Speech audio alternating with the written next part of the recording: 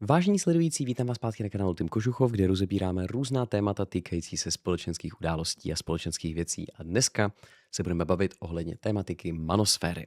Já jsem totiž nedávno viděl dokumentární film právě ohledně tohoto tématu a docela mě to nadchlo, přišlo mi, že to bylo poměrně zajímavý. Ten film určitě není jako 10 z 10 nejlepší dokumentární film na světě, ale má to poměrně velký dosah a hodně lidí, hlavně v Americe, to sledovalo. A pro ty z vás, kteří se o tohle téma zajímají, tak to asi doporučím, ale není to zase něco, co byste museli jako nutně sledovat, abyste byli součástí toho kulturního dění. A co já spíš chci udělat v tomhle videu, je rozebrat 3 myšlenky, které byly pro mě velmi důležité v rámci sledování toho videa. Něco, co jsem si z toho odnesl a rozebrat vlastně, jakým způsobem já nahlížím na manosféru, protože, jak asi víte, já občas točím debaty s lidmi, kteří jsou součástí české manosféry a teď nedávno, nebo teď za chvíli, vlastně příští týden budu točit další debatu, na kterou se fakt těším, takže všechny tyhle ty oblasti občas pokrývám i na svém kanálu. Takže pojďme do toho, pojďme se podívat, co je to manosféra, jaké zajímavé věci v tom filmu byly a co je tam vlastně na pozadí schovaného. Takže jo, a zdůrazňuju, že abyste chápali, o čem budu mluvit v tomhle videu, tak nemusíte vidět ten film, můžete se na to prostě teď jakože prostě koukat. Takže, co je to manosféra? Definice na Wikipedii je lehce nepřesná. Takže manosféra je souhrnné označení různých webových stránek, blogů a online for propagujících maskulinitu, misogyny a opozici vůči feminismu. Mezi komunity v manosféře patří aktivisté za práva mužů, incelové, online komunita antifeministů, pick-up artistů a skupiny za práva otců. Bla, bla, bla, bla, bla. Teď, proč je ta definice nepřesná? Protože ono to poskytuje nějaké charakteristiky, respektive poskytuje to nějaké jako příklady toho, co většinou považujeme za feminismus, teda za manosféru, pardon, ale není úplně zřejmé, kde je ta jasná hranice. Takže já dám příklad. Dejme tomu, že bych založil nový kanál a začal bych tam točit o tom, jak prostě muži mají prostě zvedat váhy, mají mít velký bičáky, sílu a zároveň by měli třeba chodit na terapie, být feministi a tak dále, což tak nějak zní tak trošku jako popis mýho života a mýho přístupu k věcem, ale jo, chápete, co se snažím říct.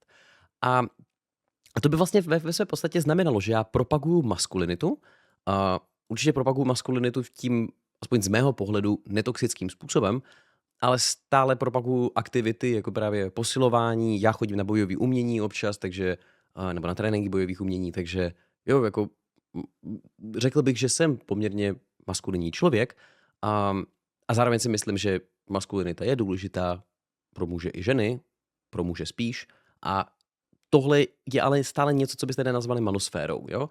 Manosféra je podle mě právě jako líp definovaná v opozici vůči feminismu a zároveň skrz to, že bychom měli naopak dbát na sociální instituci té maskulinity. To znamená, že opozice jakože manosféra, jako ten online prostor těch lidí, kteří o tom mluví, tak podle mě říkají, že feminismus potlačuje maskulinitu a to je špatně. Jo? A co se z manosféra snaží udělat, je navrátit tu maskulinitu skrz i to, že oponují feminismu. Jo? Tohle je podle mě ten jakoby přesnější popis toho, co ta manosféra dělá. A může to právě projevovat různými způsoby. Incelové, nebo respektive tak to začneme nejdřív asi těma nejdůležitějšíma pojmama. Red pill, blue pill, takže pokud jste viděli Matrix, tak tam se vlastně rozhoduje hlavní hrdina, jestli má polknout modrou nebo červenou pilulku. A ta modrá pilulka by znamenala, že by usnul a žil by nadále svůj život tak, jak ho žije. A ta červená znamená, že se probudí do reality. Jo, že vlastně v tom asi nepotřebuji vysvětlovat koncept Matrixu. A oni tvrdí to samé. Oni tvrdí, že když si dáte červenou pilulku, tak to vlastně znamená, že pochopíte, jak funguje chování mužů a žen, jak funguje mužská a ženská biologie a v důsledku toho prostě přestanete věřit lžím, které vás krmí média. Ono to zní hrozně dobře, ale ve své podstatě, když se na ním zamyslíte, tak celý ten příběh a ta metafora z Matrixu znamená pouze a jenom to, že jedna skupina lidí má pravdu a druhá ne. Takže namísto toho, aby mluvili o Matrixu a podobných věcech, stačí prostě jenom říct, my máme pravdu a vy se pletete. Takže třeba, kdybyste viděli nějakou debatu mezi feministou a člověkem z manosféry, tak tam se právě hádají o věcech jako třeba, jaké jsou biologické rozdíly mezi muži a ženy, jaké jsou společenské rozdíly, jak by měla vypadat správně ta kultura a jakým způsobem bychom měli tyhle věci přizpůsobovat. A to už jsou věci, o kterých, jakoby, že jo, které se týkají otázky pravdy, nepravdy a ta analogie prostě jenom vykresluje něco, co oni se snaží říct. Mně se ta analogie tolik nelíbí, protože ona se dá použít jakýmkoliv způsobem. Například já jako feminista bych mohl říct, pokud si vy jako muž, který dbe na maskulinitu a nemá rád feminismus, si dáte červenou pilulku, tak se probudíte a uvědomíte si, a jo, já bych měl taky být feminista. Jo? Ono se to dá použít, že, v jakýmkoliv kontextu. Ta analogie je trošku zvláštní v tomhle. Takže tohle je manosféra. A co já jsem si odnesl z tady toho filmu? Odnesl jsem si takový 3 klíčové myšlenky a o nich se budu s vámi postupně bavit. Takže první z nich je to, jakým způsobem terapie a maskulinita pomáhají mužům, případně jim škodí. Takže v rámci toho filmu se potkáváme s různými postavičkami, které jsou poměrně důležité v rámci té manosféry. Jsou to různí influenceři, kteří mají milionové dosahy. Možná znáte Fresh and Fit podcast, v Americe úplně obrovská věc. A když se tím dokonce zamyslíte, tak je fakt zajímavý, že v Česku ta manosféra vlastně není tak velká. Jakože je fakt málo influencerů, kteří by v České republice šli aktivně proti feminismu a propagovali návrat maskulinity. Jakože napadá mě Filip Turek, to je asi jako nejblíž tomu. Řekl bych, že to budou nějaký další lidé okolo, ale furt to není tak velký, že jo? Jakože není to multimilionový, jakože nemá to multimilionový dosahy jako v Americe. A i dokonce, i když porovnáme to, že v Americe mají všechny věci větší dosahy než v Česku. Jo, ale prostě proniká to sem nějakým způsobem. A influenceři, kteří se nazývají, že se zaměřují primárně na manosféru, což Filip Turek není, on je spíš politik, nebo i v minulosti, že jo, jako jeho zaměření hlavně nebyla kritika feminismu, tak vlastně ta manosféra v Česku je poměrně zaostalá po porovnání s Amerikou. Zatímco tam ti influenceři se potkávají s Trumpem, jsou to kamarádi, Andrew Tate, asi všichni znáte tohle jméno, tak nikdo takový jako Andrew Tate, prostě nikoho takového v Česku nemáme, že jo? To je úplně jako jiný typ lidí.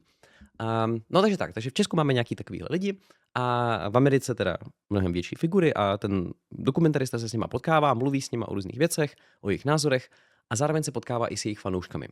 A příběh jednoho konkrétního fanouška je asi ten nejzajímavější za mě, protože co on říká, je, že ten klučina mladý říká, já jsem dřív byl jako fakt rozbitej, nic v mém životě nedávalo smysl a pak jsem začal sledovat tyhle lidi z manosféry. Uvěřil jsem tomu, co mi říkají, že musím pracovat na sobě, musím makat, tak jsem se přestěhoval myslím, že do Los Angeles a žiju v autě a snažím se prostě grindit, moc se mi to nedaří, ale vím, že musím pracovat a jednoho dne se z toho dostanu. A pak tam popisuje vlastně příběh jeho bratra, který spáchal sebevraždu, že ho to vlastně mrzí, ale že se vlastně tady těma věcma nemůže omezovat, protože ty věci patří do minulosti a tak dále. Nejzajímavější část pro mě byla ta, kdy ten chlapec říká větu utrpení a snášení náročných věcí je součástí maskulinity a je součástí toho být muž. Prostě správný chlap by měl být takový, že on zvládne tu bolest a zvládne jako v té bolesti nějak fungovat. Že vlastně on nepotřebuje být šťastný, proto by měl dobrý život. A tohle je něco, co mě strašně fascinuje poslední dobou v rámci jako studia psychologie a filozofie. Takže například Sigmund Freud, zakladatel psychoanalýzy, popisuje, že v každém člověku jsou 2 hlavní motivátory. Jeden je, že vyhledáváme štěstí a příjemné pocity, pleasure, a druhý je, že se vyhýbáme bolesti, zranění a celkově prostě jako nějakým nepříjemným pocitům. Teď tahle teorie od Freuda, že jo, se dá interpretovat různými způsoby, pracovat s tím a různí psychologové s tím dělají různé věci, ale ve všeobecnosti ono to bude docela pravdivý. Jakože lidé opravdu, stejně jako každý jiný zvíře, vyhledávají to, co jim dělá radost a jiné příjemné pocity, ono to nemusí být nutně radost, a vyhýbají se bolesti, jak ty fyzické, tak i ty psychické. No a s čím přichází potom, jakože můj nejoblíbenější psycholog Marshall Rosenberg, je, že on vlastně říká, že existuje vztah mezi pocitami a potřebami. To znamená, že lidé mají nějaké potřeby a když je mají naplněné, tak mají příjemné pocity. Jo?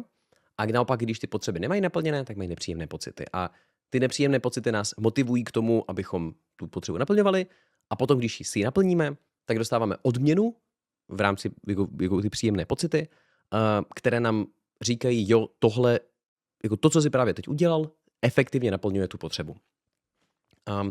Můžete si to představit na takových jako základních fyzických potřebách, jako třeba jídlo, jakože když mám hlad, tak když budu mít dlouho hlad a budu mít ten pocit hladu, tak to bude nepříjemný a bude mě to motivovat k tomu se najíst. Budu se cítit slabě, bude mě křučet v břiše a tak dále. Ale potom, když se najím, tak cítím mnohem líp. Jo, je to jakoby odměna za to, že tohle dělám. A vytváří to v našem mozku nějaké prostě, povězme, spoje, nebo já nevím, jak to popsat, že potom, až příště budeme znovu cítit ten pocit, tak nás to jako přivede k tomu, abychom si tu potřebu naplňovali. Jenže tohle platí nejen u potřeb fyzických, ale i u takových jako mnohem víc komplexnějších nějakých sociálních potřeb, jako například potřeba být milován.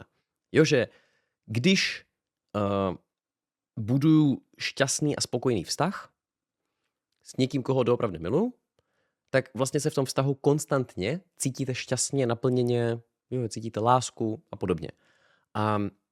A tohle jakože jo, je jiný typ štěstí, než takový to, že se kouknete na porno, nebo že jdete do filmu, na nějaký film, nebo cokoliv jiného. Je to prostě dlouhodobý pocit, který odměňuje to, že se staráte o tu potřebu.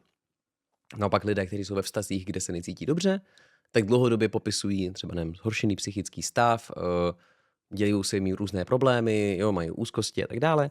A to všechno jsou právě jako projevy těch nenaplněných potřeb. Tohle je taková ta rosenberský přístup k psychologii. No a teď, co z toho, ale proč je to důležitý pro tady tu manosféru? Mně přijde, že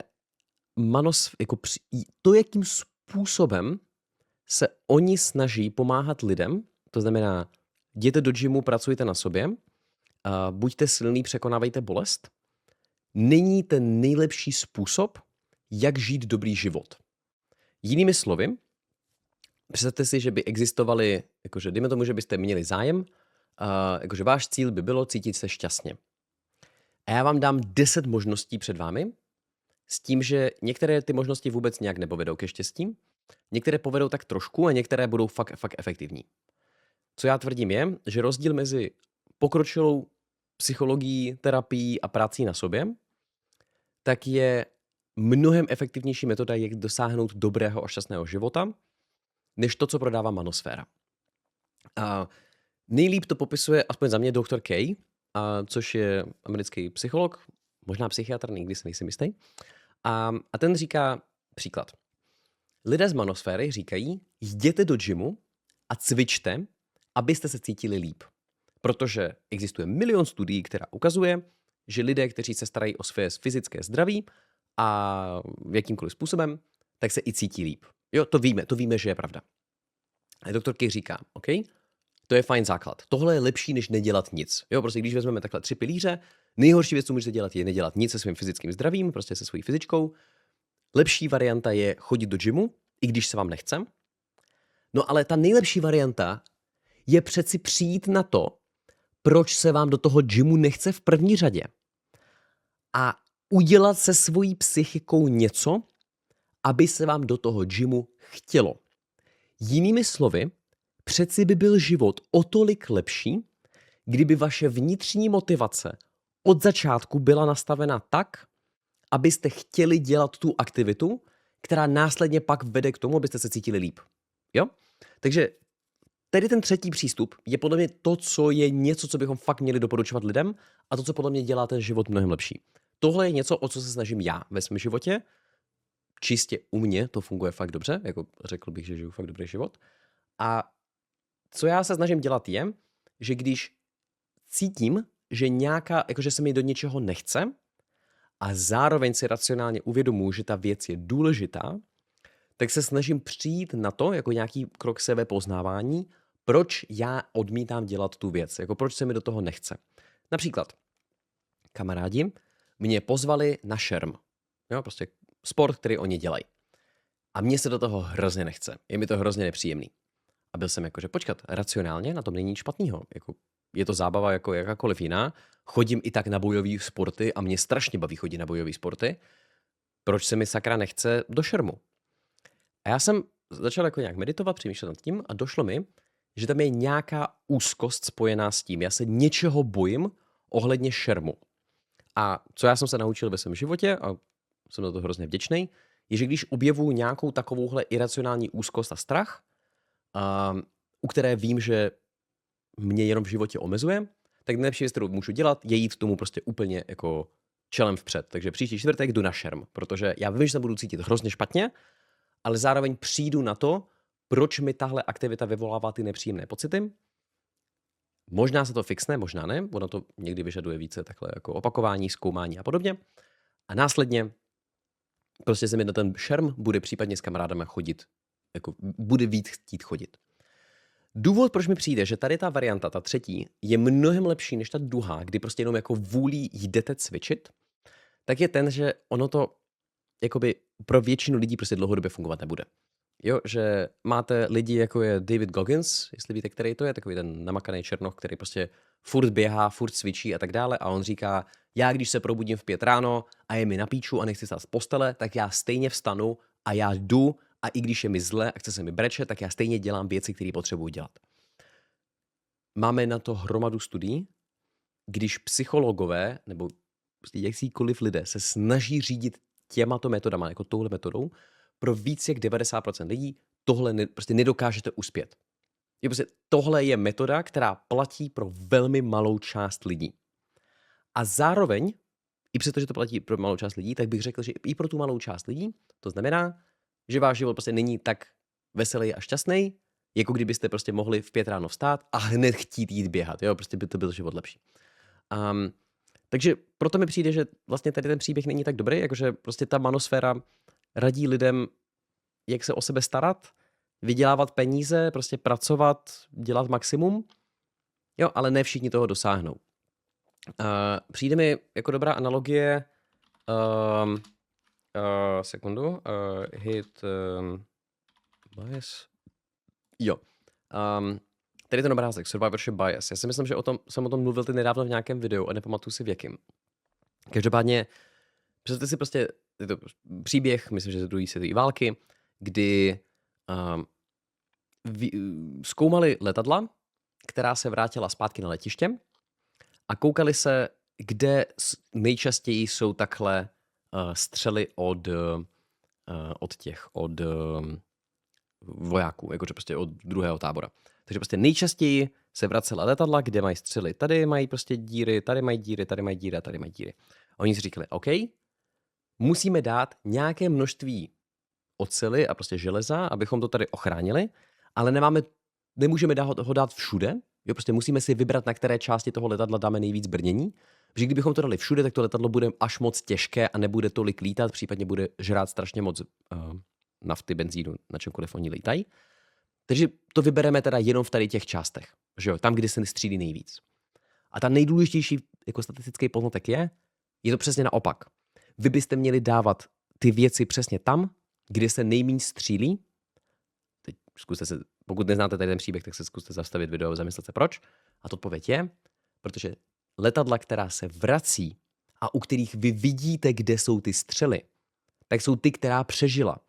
Naopak, když někdo trefí tady motor, kabinu nebo tady odstřelí prostě zadek letadla, tak to jsou ta letadla, která se nevracejí a proto vy nemáte ani zaznamenaný ty neúspěchy, nebo respektive ty neúspěšné lety. A tahle analogie platí pro hrozně moc jako různýho pozorování. To znamená, že vy, když se třeba kouknete na nějaké úspěšné politiky nebo na úspěšné biznismeny, tak často tam vidíte lidi, kteří mají strašně jako tvrdý lokty a prostě makají a nic neřešejí. Je sice pravda, že jako většina lidí jako takhle vysoko tohle dělají, ale zase je to minorita z těch lidí, kteří se takhle o to snaží, protože většina lidí na té cestě neuspěje.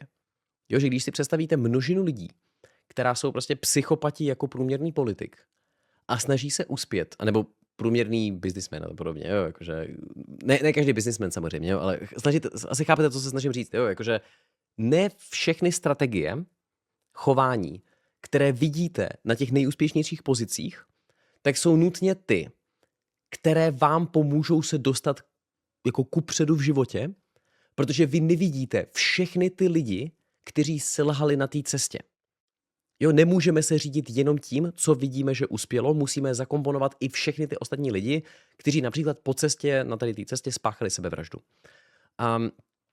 Jak jsme se bavili o tom blue pill, red pill, tak v manosféře, nebo respektive na internetu, existuje i koncept black pill, kde jsou to lidé, kteří věří v tom, že úspěch u žen není odvozený od toho, a teď jakože modrá pilulka říká, že když budete milej feminista.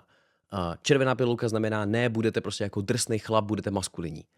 Black pill jsou lidé, kteří dřív věřili v červenou pilulku, snažili se být maskulinní, jejich život nebyl dobrý a nedařilo se jim, takže spolkli tu černou, která je kompletně nihilistická a oni říkají cokoliv, nebo fatalistická, a říkají, prostě je to genetický.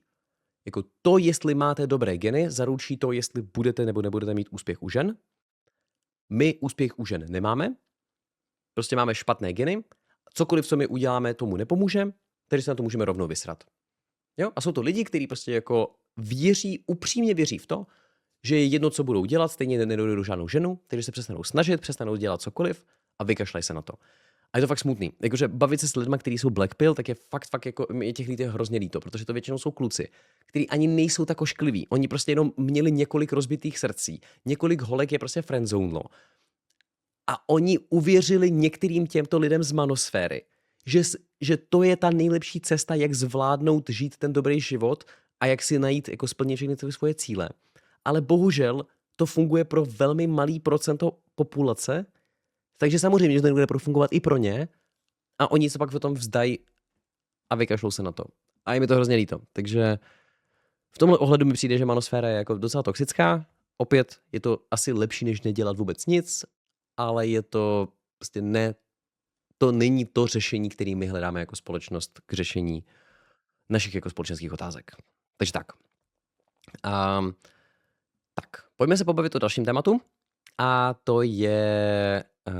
tady to mám někde. Jo, takže v jedné části toho videa Louis, ten že jo, hlavní režisér, tak potkává Fresh and Fit. Já vždycky zapomenu, jak se jmenuje ten týpek, ale prostě tady toho pána. Myron? Asi Myron. On je extrémně známý podcaster v Americe. Prostě jo, že opět tohle je prostě člověk, kterýho určitě znáte, pokud sledujete manosféru. Z mých upřímných zkušeností, já jsem se nekoukal na nějaká dlouhá jeho videa, jakože nějaké jeho debaty. Jsem se koukal jenom na nějaké krátké úseky, třeba 3minutové. A vždycky mi přišlo, že to byl asi jeden z těch jako hloupějších lidí z manosféry. Prostě on má fakt velký dosahy a zároveň mi přišlo, že to je asi nejhloupější z nich. V rámci jedné epizody, kde Louis prostě s ním takhle natáčel a byl tam, tak se staly dvě zajímavé věci. První je, že potkal jeho přítelkyni. To bylo asi jako taková nejsmutnější konverzace, kdy on se ptá jakože jí, jestli ona je spokojená v tom vztahu, s tím, že ten vztah je postavený na jako jednostranný exkluzivitě, to znamená, že ona nespí s jinýma mužema, ale on spí s jinýma holkama. A on říká, ona je s tím v pohodě. A on se jí ptá, seš s tím doopravdy v pohodě?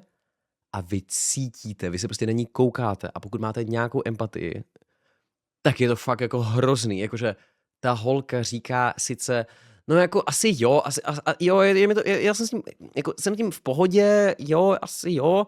A teď on tam prostě jako říká Louis, jakože, teď nevidíte, že vás to jako trápí, vy byste si přála být ve vztahu, kde on prostě nespí s jinýma ženami přeci.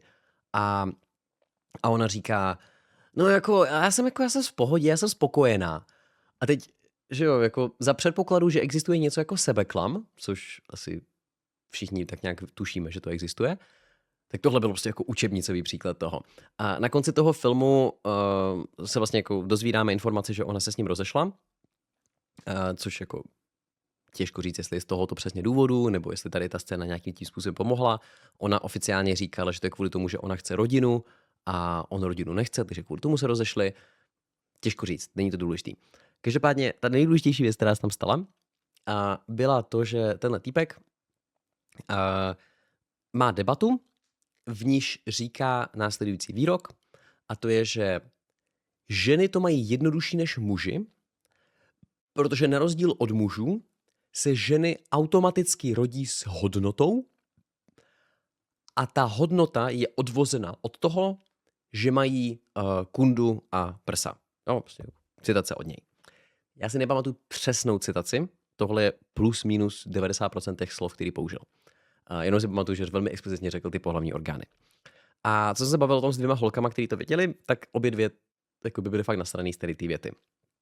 Takže já bych chtěl tohle rozebrat, jakože co to vlastně znamená tady ten výrok. Ono se to dá interpretovat různými způsoby, protože kdyby tady on seděl, tak moje jako hlavní otázka je, co tím myslíš. Takže začneme tím, co on myslí jako nejspíš. Jo, jako budu interpretovat jeho názory, i přesto, že neznám jeho obsah zase tak do hloubky. Tak on, jako většina lidí v manosféře věří v to, že každý člověk vlastně přináší do vztahu nějakou hodnotu. Něco do toho přinášíte.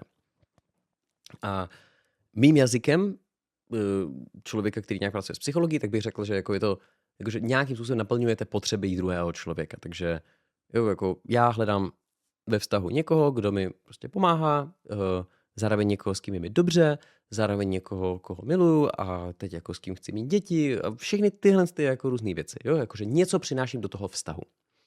A pokud do toho vztahu nic nepřináším, tak ty ženy mě nebudou chtít. Jo? Stejně tak jako já nebudu chtít ženu, která mi nic neposkytuje. No a on říká, žena to má jednodušší, protože se automaticky rodí s tím, že má prostě to, co ten muž chce, což jsou pohlavní orgány, prostě možnost mít sex a reprodukci. Takže žena to má prostě na tom trhu jednodušší. Jako, pokud jste viděli moje předchozí video, tohle mi přijde jako deepity. Jakože v nějakém ohledu má pravdu, ale ono je jakože až moc triviální. Jakože z ekonomie víme, že jako, prostě když je převis poptávky nad nabídkou, to znamená, když po nějaké věci lidi, jako nějaká skupina lidí fakt chce a ta nabídka to nepotřebuje prodat tak nutně, tak je vlastně jako extrémně jde hodnota toho statku nahoru, případně cena toho statku, no jedno, jak to definujete, tak jo, v tomhle ohledu má pravdu, jakože ženy v průměru nepotřebují sex tak moc, nebo respektive jako, jsou jako víc vybíraví než muži, který prostě ten sex vyhledávají víc, což je statistický fakt.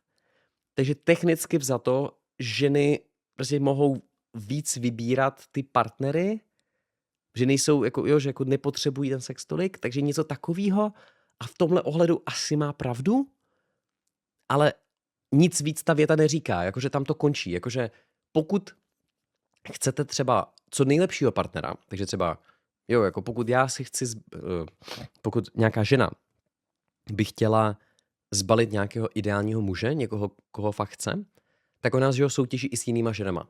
Prostě vícero žen může soutěžit o stejného muže. A jelikož všechny ty ženy mají pohlavní orgány, tak musí přeci soutěžit i v něčem jiném než v tomhle. Takže například musí soutěžit v tom, kdo je inteligentnější, kdo je pracovitější, kdo je, já nevím co všechno, prostě jo, jako charismatičtější, s kým je víc fun, kdo víc uklízí, nebo kdo naopak méně uklízí, jo, jako záleží, jaký jsou vaše preference. Takže přijde mi naprosto zřejmé, že hodnota žen se neodvozuje primárně od toho, jaký mají pohlavní, jakože že to že jenom prostě automaticky, že mají pohlavní orgány. Jakože, jo, přijde mi to jako zřejmé. Nevím, jak je možný, že tohle je tak velký téma pro ně, že se o tom vlastně jako neustále hádají v různých debatách, ale jo, jakože přijde mi zvláštní si myslet, že pro někoho, nebo pro nějaké muže je hodnota ženy odvozena fakt jenom, anebo primárně z toho, že poskytují sex, že jsou krásné a tak dále. Jo, jakože v minulosti jsem chodil s holkami, které nejsou tak hezké a dokonce jsem jim to i řekl v některých situacích.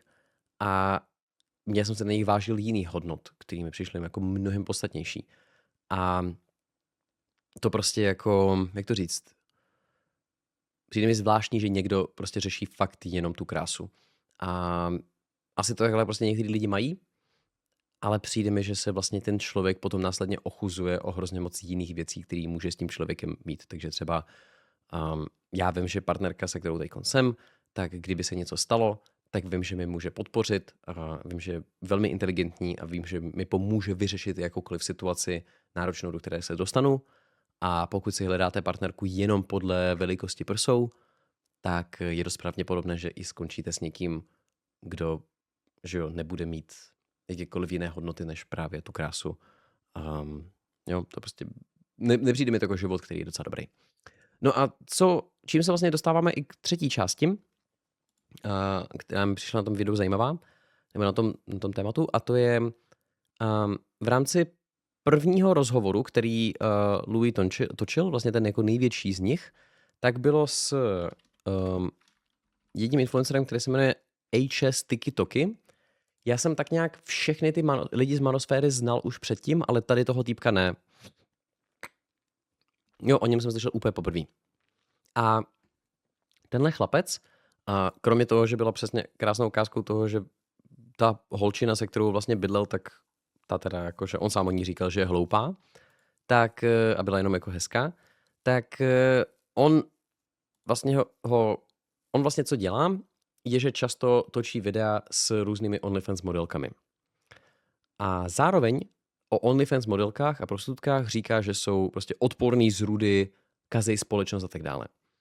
A v jedné části toho videa, toho dokumentárního filmu, tak Louis se ho ptá, a nepřijde ti to jako kontradikce? Jakože nepřijde ti zvláštní, že na jednu stranu říkáš, že tyhle ženy jsou odporný a že kazí společnost a zároveň jim dáváš tu platformu? A on říká, ne, není to kontradikce, protože já to dělám pro sebe. Jakože pro svůj zisk. Dělám to pro cloud, dělám to pro sledovanost a vím, že mi to pomůže.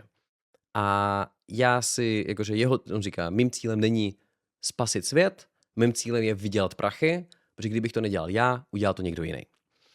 A teď, já jsem nad tím dlouho přemýšlel, jako jestli tohle je nebo není kontradikce. Dospěl jsem k závěru, že to kontradikce není, že to je jako v pohodě, že jo? Ale jenom do nějaké míry. Do té míry, co ten člověk přiznává, že i ty OnlyFans modelky, které dělají to samý podle něj, tak dokud aktivně a transparentně přiznávají, že oni též to dělají pro svůj zisk a ne pro dobro lidstva, tak je to v pohodě. Že jo?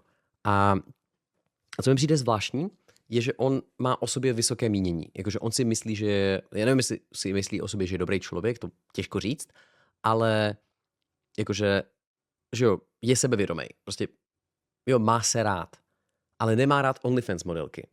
A teď ta OnlyFans modelka, co dělá, je, že vlastně jako je vlastně stejný typ člověka. Ona též jedná ve svém vlastním zájmu, a teď neříkám všechny OnlyFans modelky, myslím jako ty konkrétní třeba, kteří tam vystupovali v tom videu. Tak oni též jednají jenom ve svém vlastním zájmu, proto aby vybrali prachy. Jim je jedno, jestli tím kazí nebo nekazí mládež, pro ně je důležité to, že si vydělávají. Takže v tomhle biznesovém ohledu jsou vlastně tady ten člověk z manosféry, který nenávidí ty prostitutky a OnlyFans modelky, tak oni jsou vlastně stejný jako on. Jakože, vidíte to tam, že jo? Že jakoby je to stejný přístup k životu, k cílům a k nějakému mentálnímu nastavení, akorát jenom na těch opačných stranách táboru.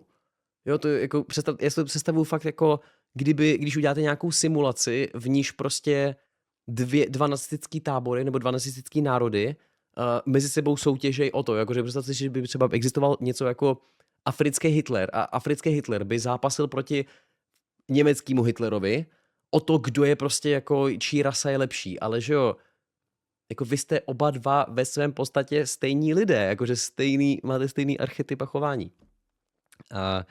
Takže tohle mi přišlo strašně zajímavý, že většina lidí z té manosféry právě odsuzuje OnlyFans, odsuzují pornografii, odsuzují tyhle věci, které máme často spojené s sexuální liberalizací žen.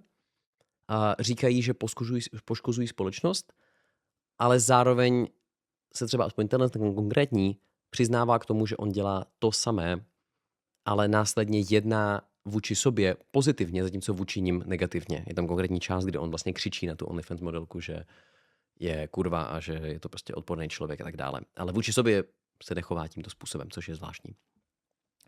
No a teď to, jestli OnlyFans škodí společnosti nebo ne, to je podle mě dobrý dotaz. To je jako asi na delší debatu. Jakože moje intuice je, že jako v nějakém ohledu jo, v nějakém ohledu ne. A nedokážu asi na tu otázku odpovědět nějak zase tak moc jako jednoznačně. Takže radši tady to téma nechám na někdy jindy. Ale vím, že jsem v minulosti točil nějaký debaty, kde jsem obhajoval OnlyFans a práci prostitutek a určitě obhajuju to, že to má být legální. A řekl bych, že to je jakoby spíš v pohodě, než v nepohodě, ale pak se můžeme bavit o tom. To je jedno, to je na jindy. Každopádně, tohle je film Manosféra. Doufám, že vás to zaujalo. Asi pro mě osobně nejdůležitější právě ta část ohledně toho, jestli to pomáhá nebo škodí těm lidem, protože před několika lety jsem točil debatu 2 na 2, jestli pamatujete, se dvěma alfa samci. Myslím, že takhle jsem nazval to video. Debatní deník alfa samec. Něco takového. Tady. Debata na Alpha Male podcastu. Tak vlastně jejich argument byl, že lidé jako Andrew Tate a podobný tak pomáhají mladým mužům zvládat náročné životní situace a že dokonce Andrew Tateovi chodí často maily, jakože jo, bez tebe bych spáchal sebevraždu.